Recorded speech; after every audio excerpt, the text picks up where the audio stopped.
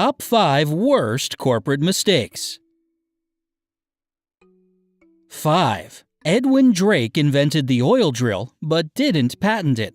Edwin Drake was hired by an oil company in 1958 to investigate an oil spring in Titusville, Pennsylvania. And when he had difficulty reaching the oil, he devised an ingenious pipe and drill system that allowed him to dig down to the oil without contaminating it. His failure to patent his invention resulted in the loss of millions, though the state of Pennsylvania and oil barons eventually paid him to express their gratitude. 4.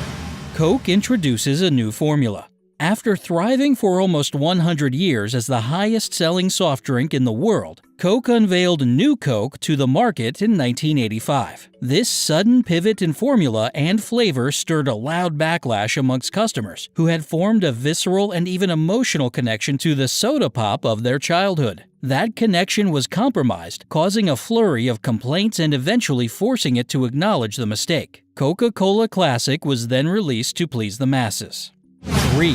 Xerox letting Apple into their doors. In the 1970s, Xerox created various game-changing computer technologies that they never bothered to market, like a desktop personal computer called the Xerox Alto and the graphical user interface GUI. In the 1980s, Apple gave Xerox $1 million of stock to allow several Apple employees, including Steve Jobs, to visit their facility for 3 days. Apple went on to build the modern personal computer from what they learned at Xerox, and today the company is worth $1 trillion by stock value. 2. Kodak.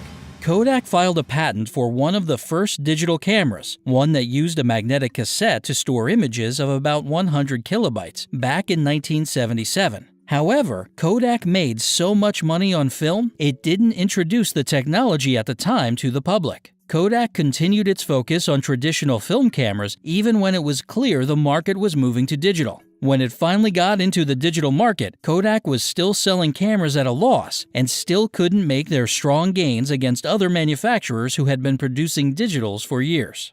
1. Conal International accidental swastika boots.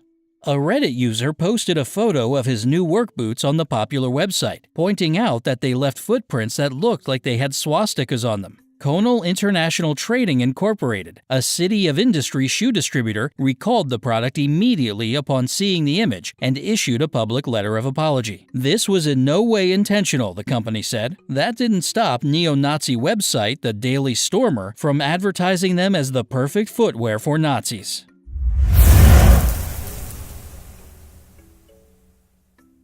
Thanks for watching and hope you enjoyed. Check out one of these videos and don't forget to subscribe to support more videos.